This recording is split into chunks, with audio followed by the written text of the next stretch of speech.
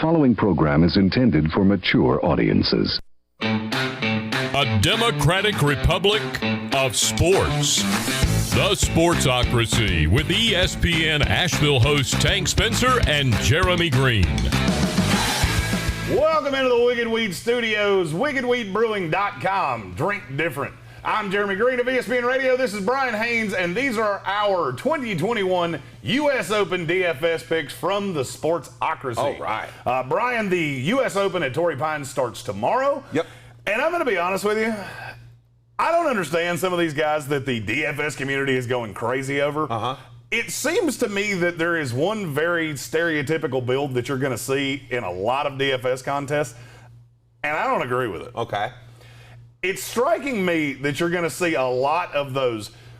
It's not mid-tier. They're the high upper tier. They're the mid of the high tier. And I think it's going to bring down the ownership on some guys like Dustin Johnson, Brooks Koepka. Yeah. He hasn't looked good. A report came out just a little while ago that he has not looked particularly good. He's struggling to bend over. Yeah, the knee's bothering him bad. Well, it did a few weeks ago, and he was still pretty damn good. Yeah. So I don't think I'm going to stray away from him. But before we get into all those things, we would be remiss if we didn't point out our DFS golf contest. Yep. We are going to do a DraftKings golf contest. All you have to do is comment your DraftKings username in the comments of this video. Yeah. So put your DK name in there. I will send you an invite later tonight. They have to be in by, we'll say, 9 o'clock Eastern time tonight. Okay.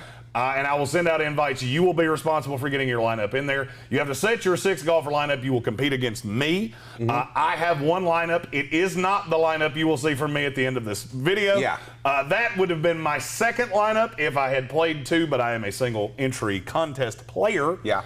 And follow us at the Sportsocracy on Twitter, Facebook, all of the things for live updates. If you beat me, you will be entered into our Week 1 NFL DFS Spectacular. The Spectacular. Which we will have a series of prizes for that. Wicked Weed beer. We will have, there will be cash prizes. There will be a litany of prizes, including you can win helmets from this set. That is something we're going to do in the Week 1 Spectacular, is that you will be able to win. We interchange our helmets. If you're new to this channel, we interchange our helmets all the time. We have a deal with a memorabilia company that they give us helmets. We put them up on the desk, and you'll be able to win one signed by your favorite NFL team, by a player of your choosing, with a few exceptions. Yeah. Tom Brady, we do not have access to Tom Brady. No Tom Brady. He's one of the few. There's not a lot of guys we don't have access to, but we do not have access to him. All right. Yeah. We're going to Torrey Pines. Big, long course. South course at Torrey Pines, San Diego, California. The weather looks like it's going to be great for the weekend. Yep. 7,685 yard par 71, 156 players in this tournament. $12.5 million prize pool, $2.25 million winner share. Oof. And your reigning champion is my most hated golfer, Bryson DeChambeau. Yes. Who will not be paired with Brooks Koepka because he is a wiener. Boo! What we wanted to see big time. I get it. We understand why. I just still wanted to see I just wanted to see it. Yeah. You know what? I'm being a spoiled little bitch. I wanted to see Brooks. I wanted to see Bryson. We can and we can only hope that we get into the weekend and somehow they're paired together because they're so close together scoring-wise. Absolutely. This course strikes me. I mean, we've seen all of the videos on Twitter. The rough is going to be unbelievably aggressive. Yes, it is. And I'm going to be honest with you, looking at the way I'm seeing lineups built, I am more of a tournament player than I am a cash game player. Okay. So I'm going to go ahead and get the cash game things out of the way. Yeah. These are the safer guys. For those of you that are not really familiar with playing in terms of DraftKings, cash games are your head-to-heads, your 50-50s. A very large, half of the people in the contest basically win. Yeah, exactly. These are safer players. You're avoiding the lower tier. For me, there are just a certain set of guys that I know. I know Xander Schauffele is going to be good. Oh, he's going to be top 10. If we played this tournament 100 times, he finishes in the top 20, probably 80 of them. Yeah, I would agree. He is across the board going to be one of those guys that are guaranteed to make it to the end. He's very consistent. He's been in the top of majors. Xander Schauffele is just a guy that you look at going into majors, and it really doesn't matter the course. It doesn't really, all of the things. It doesn't matter. Yeah. Xander Schauffele is a guy that you always want to at least Schauffele. know. Yes. You want to know Xander Schauffele going into the week. Yeah. Patrick Reed, this is a guy that just, he cranks it up in the majors. He does. You know, this is a course that he's familiar with. He's played well on. He's going to be really, really popular. He is. He's actually the third highest scorer at Torrey Pines since 2017. So you're going to see a lot of his name on a lot of scorecards. For sure. 100%. And this is a guy that you're not going to get low ownership on him. My projection currently has him, I would say, in the top 10, 15 of golfers. Yeah, that are going to be that are going to be highly owned. Yeah. Looking at the Millionaire, I would say he's probably going to be somewhere in the neighborhood of, I almost want to say 15 to 20% owned. Yeah. I don't really see how he's going to go lower than that. Yeah. Fantasy Labs has him a little lower than that. I don't tend to agree with that. Yeah. If he is lower, if you told me right now Patrick Reed was going to be 5 to 10% owned, he'd be in every lineup that I played. Yeah, exactly. No doubt he would be in every lineup I played. Because I do think I would say his floor for this tournament's probably top 25. I can agree with that. He cranks it up. He scores well here. This is going to be a tournament that lends itself to bigger hitters. Yes. Bigger hitters that can be accurate. I think Patrick Reed can do that on this course for 4 days. And I think he's a very safe cash game staple. Yeah. The next one, Louis Oosthuizen. Another guy Louis. that you just have to. He's always involved. He is. I don't think there's a snowball's chance in Atlanta he wins this tournament. It's just, it's major time. That means Louis is going to be there. You just know it. I think he's going to be very consistently. Again, if we did this 100 times, I would say Louis Oosthuizen finishes in the top 20, probably 75%. Yep. Just because he's so damn consistent, he's so accurate, he's a good putter. And he's a guy that's going to be a staple in any cash games that I play. 100%. For me. Then two lower tier guys. Shane Lowry's just been in such great form lately.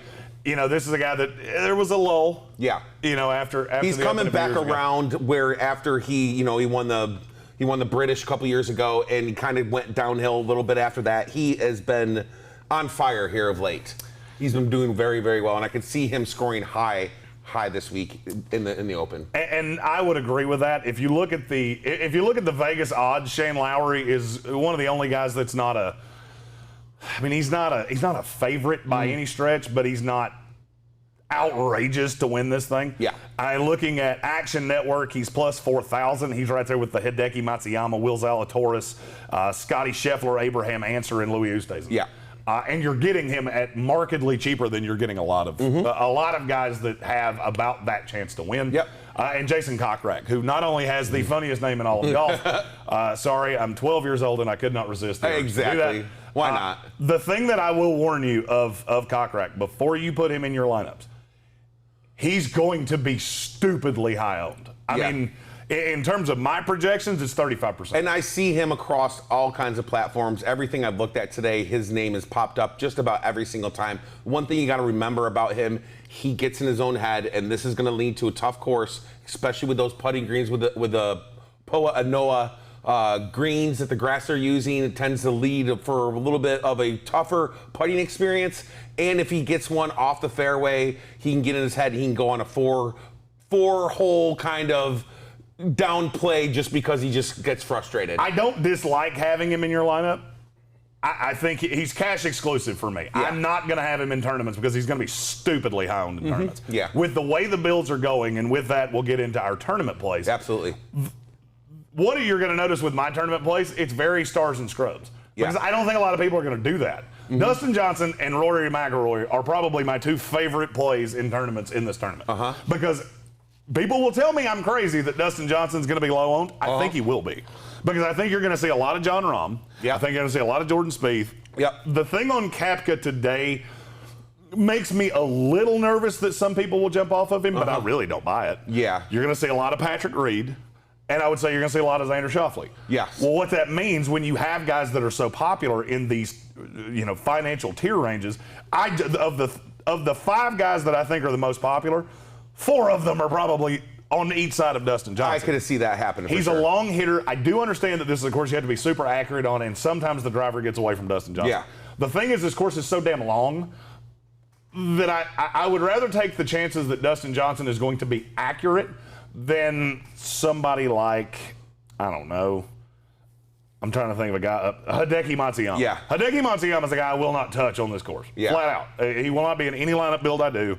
I never even considered him for this tournament. Now, that being said, could he finish in the top 30? Yes. If we played this 100 times, I think Hideki Matsuyama might win this tournament one time. Right. I would say Dustin Johnson probably does 5 times. Yeah. I think he's right there with Jon Rahm. Rahm is going to be stupidly popular. He is. A lot of people saw how he played at the Memorial, then he doesn't get to play the final round, and it's that revenge narrative. And it's also that Jon Rahm has, by 5 strokes, the best scoring average at Torrey Pines. He's finished in the top 10 all 4 tournaments since 2017. And I cannot emphasize this enough. That does matter. Familiarity with this course does matter. Be very careful setting your lineups with guys that score really well at Torrey. Exactly. Because this is a USGA build for the U.S. Open. Yeah. It's going to be different. They're going to. I look at all of the guys, yeah, and a guy I know you're real high on that's in that lower tier is Mark Leishman. Yeah. I like Mark Leishman because I don't necessarily think a lot of people are going to be on him because he's in that Kokrak, Shane Lowry tier. Yeah.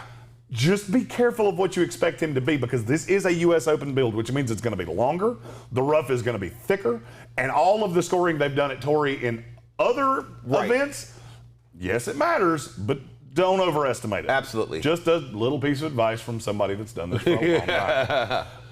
In terms of other tournament plays, I already spoke about Rory. I'm not gonna lie to you. Rory McIlroy is in damn near every build I've done. Yeah. And I cannot give you a good reason for it. Yeah. He broke the year and a half not winning streak at Quail Hollow a few weeks ago. Yep. I just think this is the week that Rory's going to do it. Yeah, I really do. Rory's my pick to win this tournament. Jeremy's been very high on him. He actually spoke about it yesterday on our radio show, ESPN Nashville, 880, 1400, 92.9 FM, and all of the iHeartRadio apps. All you have to do is search my name, Jeremy Greene, and I'm the first, and we are the first thing that pops up on the iHeartRadio app. And he said 100%. Well, he's going with Rory to win this. It surprised me, but I could see it. He's just that kind of player. When Rory gets on a roll, look out. Because when he plays good, he is hard to beat.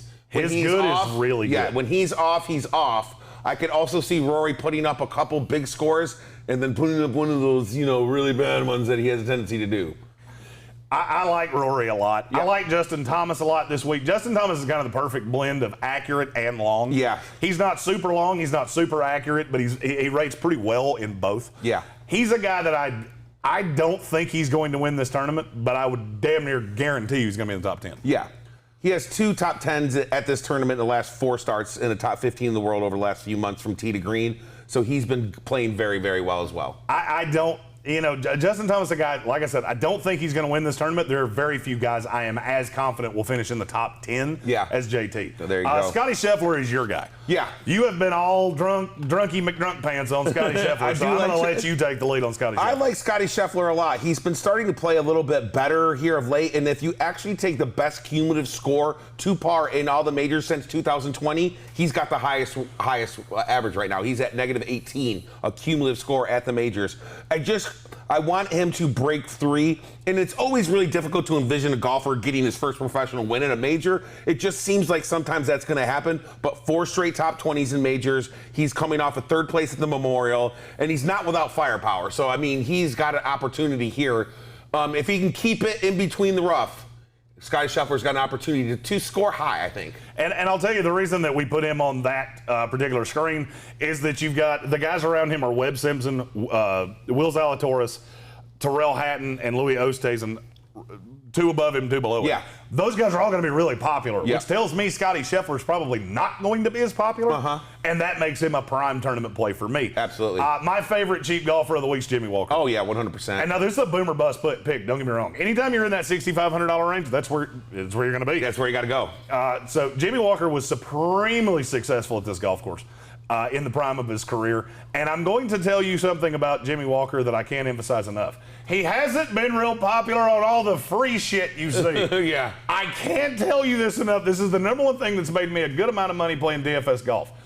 Just go to Google, search DFS picks for the U.S. Open this week. Look at just take your notepad, write down every name. Any name, and then put a tally mark every time there's an extra time. If you see them on more than 5 of the articles that were free, mark them off. Yeah, for get 'em tournaments. off. Yeah. Because they're going to be dumb popular. Yeah. Because golf is a little different than football in that a lot of the lay golf fans come in. And it's probably a lot of what's watching this video. The late golf fan is looking for somebody to give them picks. Yeah. Well, I got news for you. I finished in the top 100 of the Millionaire twice in golf. Should have won one if it wasn't for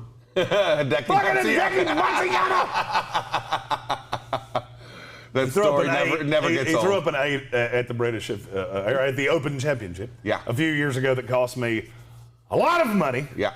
And I've been very successful in DFS golf. Yeah. And one of the things that I have always used is go to the free articles and understand that those guys that the field is going to be overweight on those guys because that's what they do. They only play the 4 majors because they'll throw a few darts in the Millionaire Maker. They find the free material. Jimmy Walker has not been mentioned. The cheaper guys that you're hearing are guys like Jonathan Vegas, who I'm avoiding at all costs. Yes. I can't tell you what to do, but Rafa Cabrera-Bello and Jonathan Vegas are two of the most popular cheap plays that I've seen, and I'm avoiding both of them like grim death. Yeah. Because I feel like, especially with Vegas, he's a guy that can come off the rails and throw up an 80. I've seen him do it. I understand he's rounding into better form. I get all of those things. This is a different animal. I'm not hedging my $1 million chances on Jonathan Vegas. And if you're going to build the way that most people, I think, are building, we've talked about this, if you're going for a couple of those high-tier guys, you're going to have to find someone in that $65, $66, $100 range. And these are the guys that you don't want to pick the same guy that somebody else has picked over and over and over again.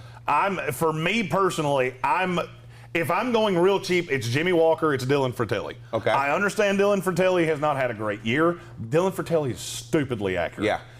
And I look at this as a course that the length deficiencies with Fratelli, I think, will be made up in the fact that he is damn accurate.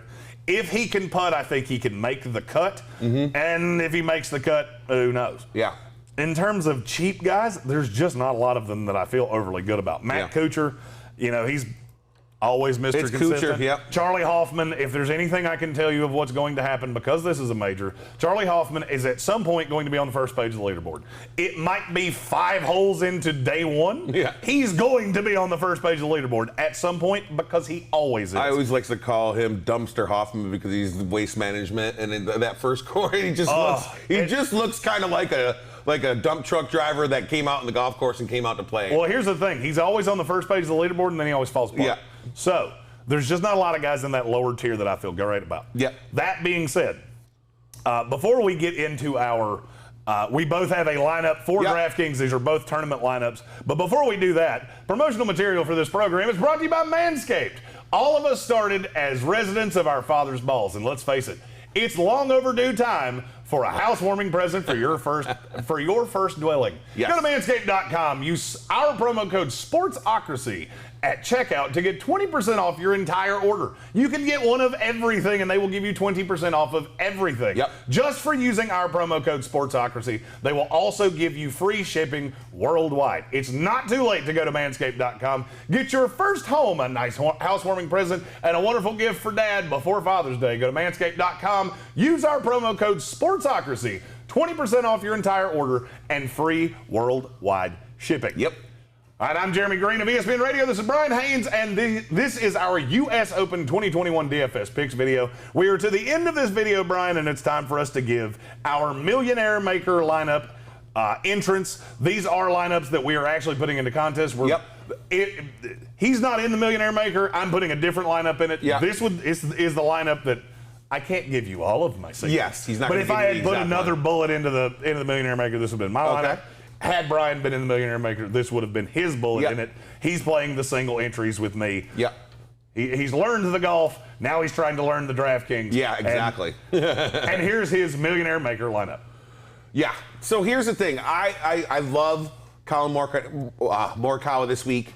He is across the board. Everybody's talking about him. Victor Hovland is so young, and he is primed, and this is a perfect course for him. Tony Finau is another guy who scores high at Torrey Pines, along with Mark Leishman. This is why I kind of picked them. A couple guys, I know Lee Westwood is kind of up there in the age, but he's kind of my sneaky pick to actually, I kind of liked him at the lower average down there to score, and I'm not necessarily picking him for the win. Do I think he can make a top 20? Absolutely. And Max Homa is somebody that I am drunk on this week. I think he's going to be, I think people are going to hear about him. He might be more owned than I like, but I think he's going to do very well. And if you see how I kind of broke mine down, I tried to get more of the my top 3 guys in that higher range, but not too high, which allowed me to keep guys in that $7,000 range and still not have to go dip below that 7,000. Max Homa is a guy that is going to be chalky McChalk pants this week.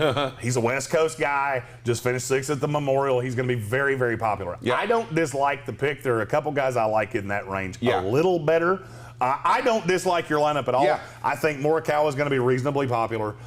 Victor Hovland's I think he's going to be a little off the beaten path because there's so many more known names up there that the lay fan who comes in for majors may or may not be on Victor Hovland. I like that as a slightly contrarian play. Looking at the rest of your lineup, Tony Finau is just super consistent. Yep. You pretty well know what you're going to get out of him. And at some point, he's going to win one of these. Yeah. Mark Leishman, to me, is going to be a little chalky, but not overly chalky. Yeah. Because he's been so good at this course. He's a little more expensive than some of the guys that have that bottom tier floor. Right. But I do like him. And Lee Westwood's the dart throw. Yeah. You have to have a dart throw in damn near every Millionaire Maker lineup. Lee Westwood is an older guy, a lot of U.S. Open experience. He knows what to expect from this course.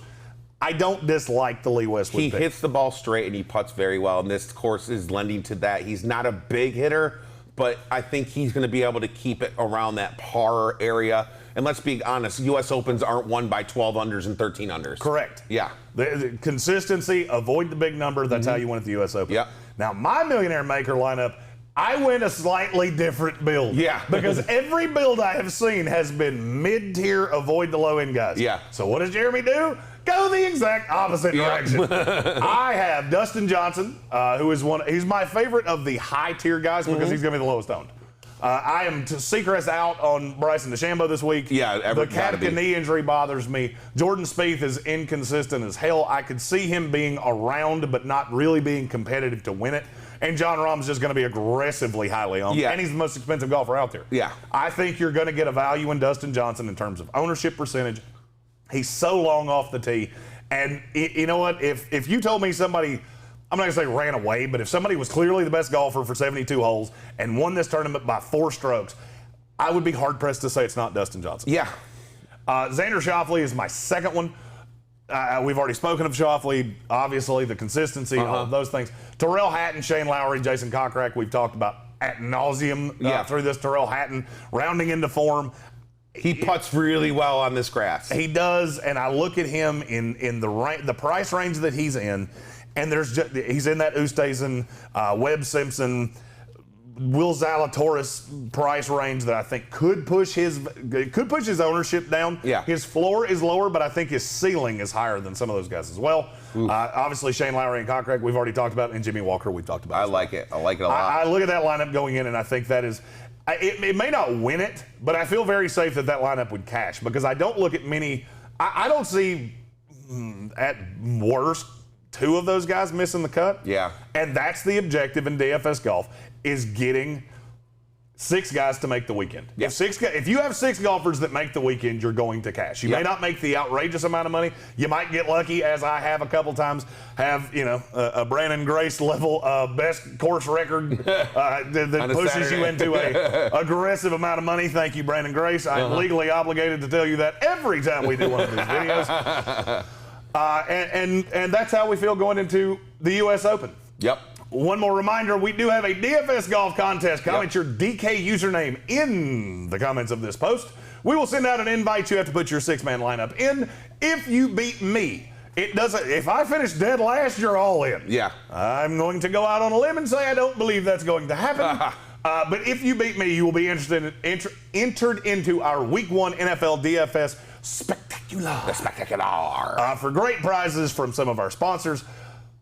As always, speaking of sponsors, as always, we're live from the Wicked Weed Studios. Our wonderful beer sponsor, our wonderful main sponsor, Wicked Weed Brewing.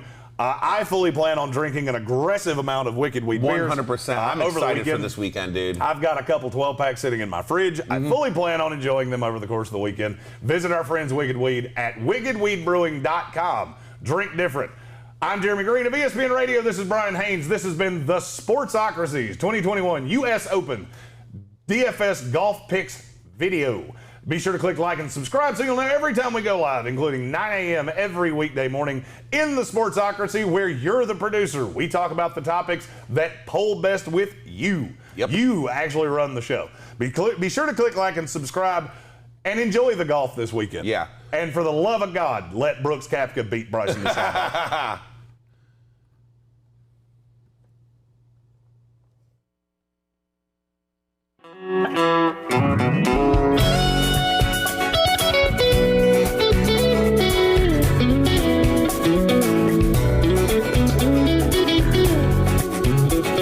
Thank you.